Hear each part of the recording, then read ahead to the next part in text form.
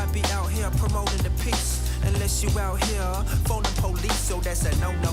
We don't really need that. Put your seat back and I don't want your opinion. Hey, what up? Welcome back to Fresh. We out here in the 828. From the 828 to the 685, let's kick. My name is Melodownz, and this is my world.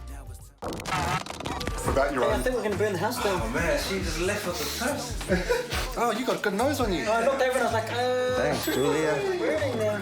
Still chillin' my mama house, record an EP in my bedroom. Still getting paranoid when I see a policeman pulling up into my rear view. Hey, still rock, socks, slides, yum noodles. Still prefer a pit bull over a poodle, watching YouTube still.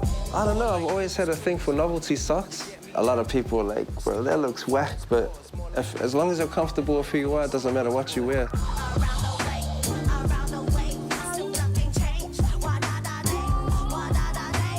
So both my parents are half Samoan, so I'm a hybrid half Samoan. My Samoan side is from Vaimusu in Apia, and Māori side is from Kaikohe in Napui. I went to primary school in Central. The kids in the primary school were predominantly European and white, so to them, I was a brown guy. And then when I moved back to my family house in Avondale, I was the white guy. Can we have one polusami? A couple of my friends still didn't believe I was Samoan, so I took them to my house where my nana is, and she's fa'a Samoa to the bone. And I come from the most loving family and the most loving background, so solo mother. We moved to Avondale to nurse my grandparents. My mom was busy doing that, and she had a full-time job to hold things down. So I was out, with the homies. I don't know, just hanging out with the boys in the neighborhood. Slow down, coming live with the flow now. So profound when the show goes down. Mellow down when I found the flow now. Sometimes I get caught after, I want to say wrong crowd, because they're my friends, We just kind of got influenced by the wrong things at the time. And that kind of led to just tagging, doing a little bit of crime here and there.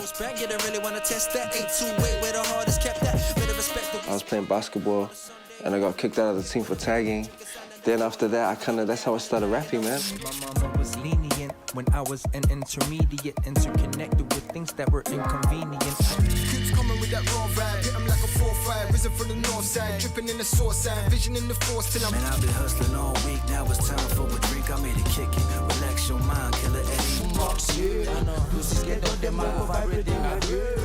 I love collaborations because when they come with a song and their kind of vibe, it's a challenge for me. One time for the villagers, one under the sun, me sung songs about them place that me come from, dreadlock looking right. So I'm like, oh man, this isn't really my kind of music, but I want to try challenge myself and write and step into what they're talking about or what they're producing and try and match what they're doing or add my flavor to their music. And so that's pretty much the only reason why I collab, is because it's fun.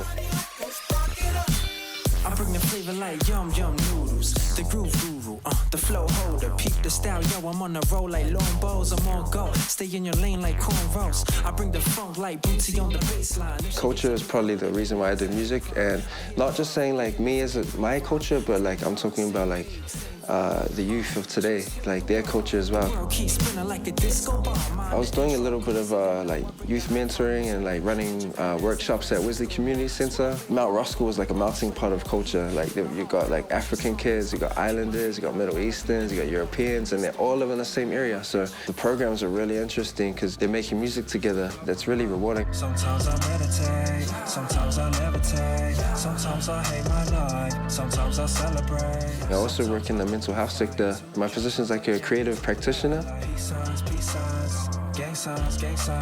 It's proving to me that we can use music not just for making songs and for people to listen to, but it's a healing thing. It's a healing technique that we can use to help people through their traumas and stuff like that. And that's kind of what I want to base my work on as well. I want to help people. Sometimes I can't be rude and then sometimes I can't be too polite. I ain't trying to be no role model or no superhero, but if I could just lend a hand where it's needed, then I guess I feel good about myself and I feel good in the community as well. So I guess that's kind of the small steps to make the world a little bit better.